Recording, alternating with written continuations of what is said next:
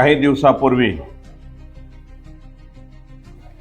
आमचे विद्यमान आमदार अनिल दादा यांनी काही पत्रकार परिषद घेतली होती की नंदुरबारच्या निधी 9 कोटीचा निधी शिरीष चौधरी यांनी स्वतःसाठी वापरला।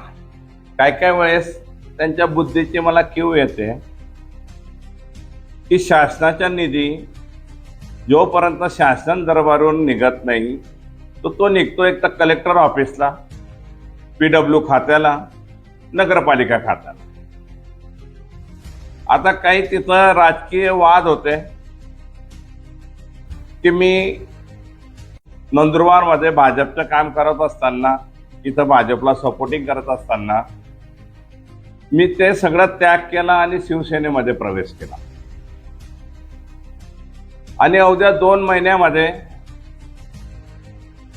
तिथले स्थानिक नेते माननीय चंद्रकांत रघुवंशी साहेब आणि सगळे नेते आणि अंमळनेरमध्ये 2 नगरपालिका प्रचंड मतांनी शिवसेनेच्या भगव्याने फडकवल्या। त्या नंदुरबारच्या राजकारणामध्ये की आज 2 महिन्यात शिवसेनेत गेला, याला पक्ष फार मोठा करेल आणि 2 नगरपालिका घेऊन आले म्हणून यांची काही प्रतिमा मलिन करायला पाहिजे, शिरीष चौधरीला बदनाम करायला पाहिजे, या हिशोबाने तिथले काही स्थानिक नेते हे काम करत राहिले। माननीय गावित साहेबांचं एक लेटर होतं निधी संदर्भातलं 2023-24 होतं।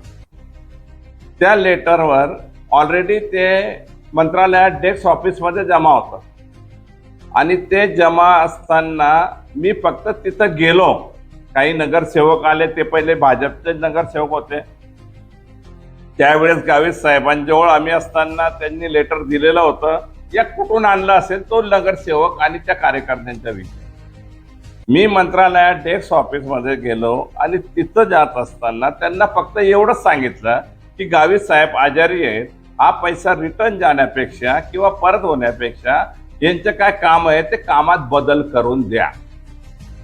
आता कुठलाही आमदार राहिला, कुठलाही लोकप्रतिनिधी राहिला, हा तर नगरसेवक असो, कार्यकर्ता असो, तो कुठलाही असो, तो स्थानिक गावाच्या विकासासाठी तो विषय मांडतो की हे काम करून द्या। आता कामात बदल करण्यासंदर्भातला विषय होता, तर तो विषयामध्ये काय मी गुन्हा केला असं नाहीये, मी काम घेतलं काय, मी स्वतः काम घेतलं असंही नाहीये।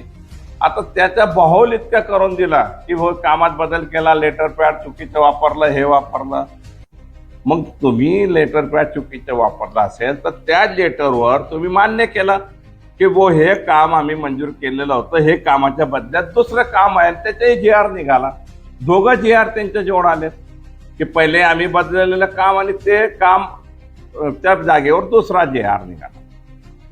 तर त्यामध्ये त्यांच्या म्हणजे त्यांनी स्वतः मान्य केलं की ते लेटर बरोबर आहे, त्याच्या हिशोबाने GR निघाला। तर त्यामध्ये अफार झाला कुठं? पहिली गोष्ट तर मी अनिल भाईदास पाटील या साहेबांना सांगू इच्छितो, प्रथमदर्शनी तुम्ही इथं जे चाटमारे धंदे करता ते बंद करा, कारण शासनाकडनं 1 रुपयाही निधी आला नाही। तर त्याचा अपार कुठल्या पद्धतीने झाला? 9 कोटी रुपयाचा 1 रुपया आला असता, कामं झाली असती, हे झाले असते तर ते झालं असतं। आणि तो निधी येताना तो का शिरीष चौधरीच्या बंगला बांधण्यासाठी डायरेक्ट निधी माननीय मुख्यमंत्री साहेबांनी ट्रान्सफर करून दिला असं काय आहे का?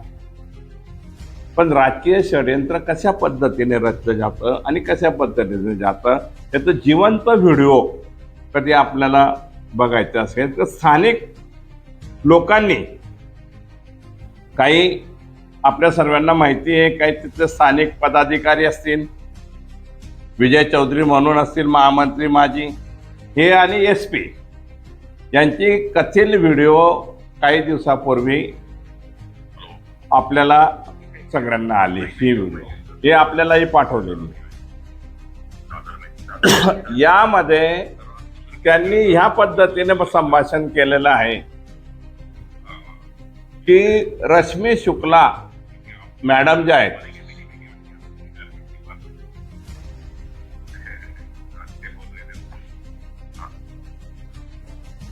ही क्लिप मी तुम्हाला पाठवतो, या सगळ्या क्लिपा तुम्ही बघून घ्या. तर स्थानिक श्रावण दत्त म्हणून तत्कालीन पोलीस अधीक्षक होते ते आणि हे पदाधिकारी यांनी मिळून कशा पद्धतीने सापळा रचला. त्यामध्ये मग स्थानिक PI हेमंत पाटील असतील, LCB PI, त्याच्यानंतर श्रावण दत्त असेल, हे विजय चौधरी असतील आणि काही पदाधिकारी काही कॉन्स्टेबल. ते कॉन्स्टेबलचे बी व्हिडिओ मी आपल्याकडे पाठवतो आहे. तर विजय चौधरी हे महामंत्री असताना हे रश्मी शुक्ला मॅडमकडे गेले आणि त्यांना ते विषय सांगितला आणि ते रश्मी शुक्ला मॅडम हे BJPचे ऑफिस चालवते, मी हे DG ऑफिस चालवत नाही, असं त्यांनी एक कर्तव्य दक्ष ज्यावेळेस ते पोलीस अधीक्षक होते श्रावण दत्त यांना सांगितलं. मग ते श्रावण दत्त नंदुरबारचे SP झाले. मग ते त्यांनी ज्या पद्धतीने मुंबईचं ऑफिस BJPचे चालतं त्या पद्धतीने नंदुरबारचे ऑफिस हे विजय चौधरी चालवतो आणि विजय चौधरीच्या हिशोबाने हे सगळं रचना करून जातात. म्हणून माझ्या या 4 महिन्यामध्ये माझ्यावर 4-5 केसेस झाले, खोटे केसेस झाले की माझ्या घरावर हल्ला झाला आणि माझ्यावरच केस दाखल झाली. माझे मुलं लग्नाला घेत असताना 10 दिवसानंतर अॅट्रॉसिटीची केस दाखल केली सगळ्या मुलांवर आणि भावांवर. म्हणजे हे सगळं संगमत करून यांना मलिन करा, यांना परत आपल्याकडे कसं करता येईल, हा चांगला नेता आहे, त्याची प्रतिमा आजपर्यंत जनसामान्य गोरगरिबांमध्ये चांगली आहे, हा आपल्याला आला तर याचा फायदा होईल या हिशोबाने ते आपल्याला एका प्रकारे दम देणं किंवा एका प्रकारे दबाव टाकून आपल्याकडे खेचण्याचा हा मार्ग त्यांचा असेल. आणि ह्या तिथलं या स्थानिक राजकारणामधल्या नंदुरबारच्या याच्यामध्ये त्यांनी हा इथं आमचा अनिल दादा हा फार मोठा भाऊ करून घेतोय. मी अनिल दादाला एवढं सांगतो की तुम्ही एवढे दुधाचे दुखलेले आहे.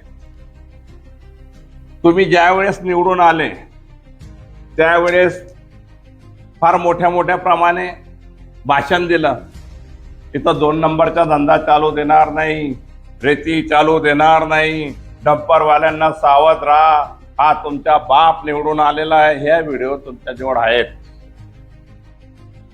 हे मी सांगत नाही, ते सांगताय.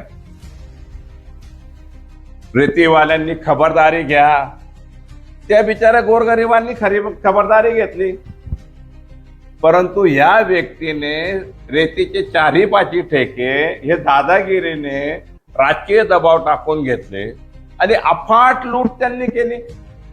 त्यांच्या डंपरवर आजपर्यंत असंख्य लोकांचा जीव गेला. डंपरवर त्यांचे जे चालवत होते रेतीच्या डंपरवर किती मर्डर झाले. मी तर मर्डर सांगतो, यांनी मर्डर केले त्यांच्या पैशासाठी. रात्रंदिवस 300-400 डंपर रोज चालवत होते. मग हा कुठं गेला? अनिल दादा स्वतः कधी करत होता. आजही त्यांच्या दमोता माता या त्रोणकेश्वरवर लाखो टन आणि लाखो ब्रास यांनी त्या खदानमध्ये टाकून ही रेती चोरी करून तिथं आहे. काल परवा TTSचे अधिकारी तिथं जात होते, ती मोजणी करण्यासाठी जात होते. लाखो टन रेती तिथं त्यांनी दाबून ठेवलेली आहे. त्याच्यावर त्यांनी कच वगैरे टाकून दिली, कचरा टाकून दिला आणि करून दिला. आणि त्याचप्रमाणे कित्येक वर्षापासून दुसऱ्यांच्या शेतामध्ये म्हणजे त्यांच्या मंजूर नसलेले, आता याच्यामध्ये त्यांनी गट क्रमांक 84-85 हा खानपट्टा मंजूरच नाही. 83 हा दुकान दुसरा भांबरेंचा होता. त्या भांबरेंच्या याच्यावर खड्डे पाडून हे करत जवळपास कधी घेतले तर 50-50 मीटरचं यांनी खोल केलेलं आहे. हा सगळा फोन कनेस यांनी चोरलेला आहे. ही व्यक्ती पहिल्यापासूनच चोर आहे. पहिले डांबर चोरायची, खडी चोरायची, रेती चोरायची, शेतकऱ्यांच्या विम्याचा पैसा चोरला, शेतकऱ्यांच्या निधीचा अफरातफर केला. हे सगळं आपल्याला जग जाहीर आहे. मग हे कधी एवढे सांगतात की मी, आणि हे पत्रकारांना सांगतात की मी तहसीलदारांना तपास करायला लावला, हे करायला लावलं. अहो मग तुमच्याच हिंमत आहे ना, तर त्या जे रेती तुम्ही दाबलेली आहे ती बाहेर काढा. काल ETSचे अधिकारी, मला वाटतं 3 अधिकारी तिथं आलेले होते. 3 जण, म्हणजे संभाजीनगरवरनं ETSचे अधिकारी आले होते. इंगळे साहेब त्याच्यासोबत 2 जण होते. शहर तलाठी मधले 2 होते. ग्रामीण तलाठी तिथं होते. हे मोजणी करण्यासाठी जात असताना यांनी अगोदरच तिथं सगळे रेतीचे हे बांधून दिले, म्हणजे कचरा बिचरा टाकून रस्ता बंद करून डोंगर उभा करून दिला की जेणेकरून हे इकडे यायला नाही पाहिजे. मग का म्हणून नाही यायला पाहिजे? आणि ज्या सामाजिक कार्यकर्त्यांनी हा आवाज उठवला त्याच्यावर खोटे केसेस दाखल केले. मला एवढं सांगा की ज्या सामाजिक कार्यकर्त्यांना यांनी 307चा केस दाखल केला, अल्ट्रासिटीचा केस दाखल केला, पहिली गोष्ट तर तिथं ETSचे अधिकारी मोजणीला गेले, त्यांच्या सोबत हे सामान्य कार्यकर्ते गेले, तो मूळ मालक भामरे तो गेला. आता यांच्या समोर तलाठी होते, हे होते, पोलिस होते. 19 तारखेला ही तुम्हाला सगळ्यांना 19 लोकांच्या खानपट्टा मोजणीचा हा तुम्ही पेपरमध्ये दिलेला आहे. आणि हे तर हे असताना हे 19 खानपट्ट्याचे मालक तिथं होते, यांच्या समोर त्यांना मारझोड झाली. मग पोलीस लोक काय करत होते? पोलीस तर तिथंच होते. ते व्यक्तीने स्वतः 112वर फोन केला आणि 112वर फोन करून पोलीस स्टेशनला मारला. त्यांना जाताना ह्या अनिल भाईदासच्या गावगुंडांनी, म्हणजे 25-30 गावगुंड तिथं गोळा केले. त्यांना मारून हाकलायचा, हा ETSच्या अधिकाऱ्यांना मारून हाकलायचा त्यांचा प्लॅनिंग होता, पण तो सक्सेस यांनी येऊ दिला नाही. म्हणून ते भामरे आणि ते समाज सेवक तिथं आले, पोलिसांना सोबत घेऊन गेले. त्याच्यानंतर SP ऑफिसला मी स्वतः फोन केला की वो तिथं पोलिसांची फोर्स पाठवा. तिथं 3 गाड्या त्यांनी पाठवल्या पोलिसांनी. मग त्यांच्या समोर मार झाले, तर मग हे पोलीस लोक काय करत होते? पोलिसांचं तर कर्तव्य होतं ना की मारामारी थांबवायला पाहिजे. मग हे राजकीय याच्यामध्ये कशा पद्धतीने खोटे गुन्हे दाखल केले. पालकमंत्री असताना नंदुरबारच्या माझ्यावर बी खोटे गुन्हे दाखल केले. आणि आता इथं काही सामाजिक कार्यकर्ते जे आहेत ते आवाज उठवण्याच्या करता तर त्यांचा मार जोड करून खोटे गुन्हे दाखल करून घेतात. पोलीस कुणाच्या दबावावर काम करत आहे? पोलिसांनी एकतर्फी काम करू नये, जे सत्य आहे ते करून घ्यावं. फुकटमध्ये त्यांच्यावर गुन्हा दाखल केलेला हा निश्चित सहन करणं जाणार नाही, एवढं आपण सांगा. कारण पोलीस तिथंच होते. पोलिसांसमोर कधी मारामारी झाली आणि ह्याच्यावर गुन्हा दाखल असेल तर त्या पोलिसांवर बी गुन्हा दाखल होणं गरजेचं आहे. कारण तुम्ही काय करत होते म्हणून त्या पोलिसांवर गुन्हे दाखल होणं गरजेचं आहे. तो सकाळपासून पोलिसांसोबत होता, संध्याकाळपर्यंत शहर पोलिसात होता आणि संध्याकाळी त्याच्यावर केस करून घेतायत तुम्ही. ती कुठली पद्धत आहे? कुठं चाललंय? कुठे घेऊन नेऊन ठेवला आपला महाराष्ट्र? म्हणून अनिल दादांनी असे गावगुंड जमा करून दादागिरी करण्याचा यांनी प्रयत्न करू नका. तुमचं काय हे सगळ्या लोकांना माहिती आहे, यासाठी तुम्ही सांगतात. आता तुम्ही इलेक्शन आलं, काय आलं, तुम्ही सांगतात की मराठा एक व्हा, मराठा हे व्हा, मराठा ते व्हा. मग आता तुम्ही मराठ्यांच्याच कार्यकर्त्यांवर खोटे गुन्हे दाखल करताय. मग हा कुठे गेला तुमचा अजेंडा? फक्त स्वतःच्या स्वार्थासाठी कधी तुम्ही या गोष्टी करत असणार तर ते होणं काही नाही. आता मी तुम्हाला अजून सांगतो, या गोंद खनिजमध्ये त्यांनी जिथं जिथं खड्डे केलेले आहेत, मागच्या वेळेस आपण तुम्हाला सांगतो की सिंधी समाजाचे 3 मुलं मेलेत. ही खदान कोणी कोरलेली?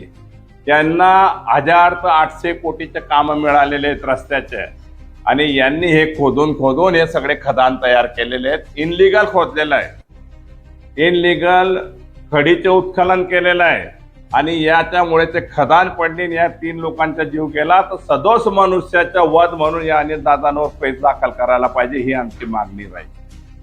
कारण यांच्यामुळे झालं, यांच्या पैशांमुळे झालं, यांच्या स्वार्थामुळे सगळीकडे केलेलं आहे.